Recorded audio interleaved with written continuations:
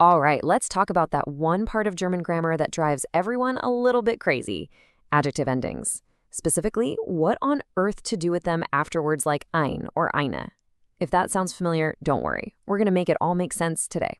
So here's the question we all ask, right? Why? Why so many different endings? It feels so extra. But I promise you, there is a really cool and simple logic hiding underneath it all. And we're going to crack it open with just one simple idea. Here's what I want you to do. From now on, whenever you see the word ein, I want you to picture a blurry photograph. You can kind of see what's there, but it's not sharp. You don't know if the noun is masculine or neuter. The picture's just not clear.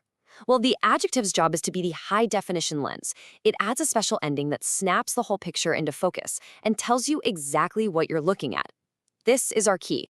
Okay, so first up, the nominative case. This is when our noun is the star of the show, the subject of the sentence. And this is where we're going to see that HD lens in action for the very first time. So what does that lens look like? Well, for a masculine noun, the adjective snaps on an ending. For a feminine noun, it's an E, and for a neuter noun, it's an S. You see?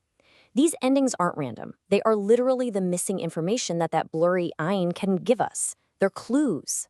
Let's look at it in the wild. Hier ist ein roter Rock. That AR on rot is basically shouting, hey, the skirt is masculine.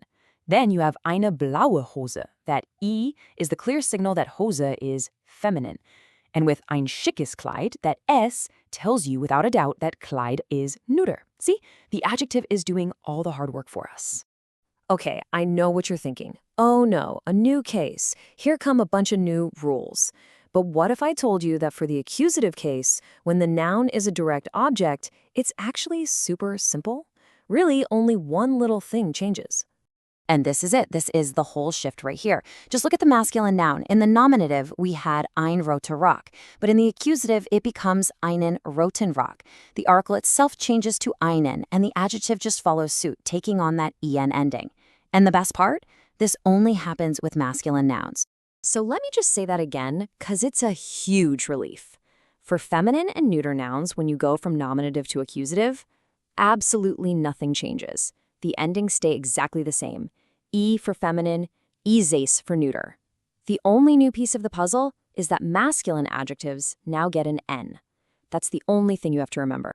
All right, you've powered through the nominative and the accusative, and your reward for all that hard work is the dative case.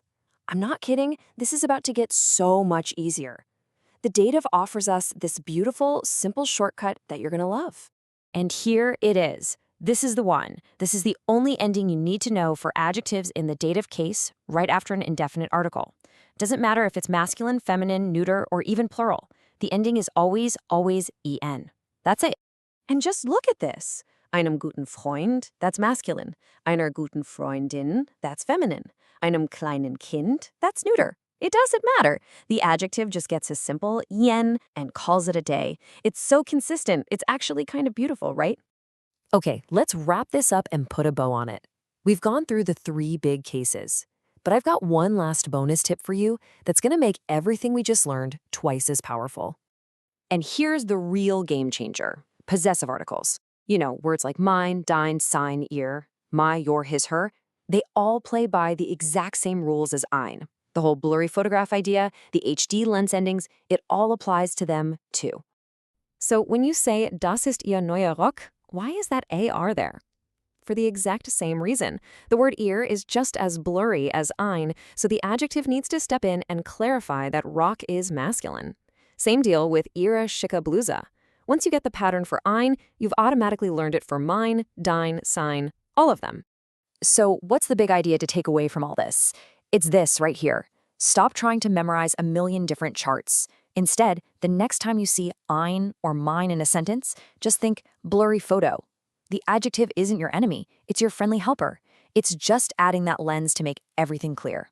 You know, when you start thinking about grammar this way, as a system of clues instead of a list of punishments, it really unlocks the whole language. It makes you wonder, what other tricky parts of German are just waiting for the right way to look at them? Let us know what puzzle we should focus on next time. Thanks for watching.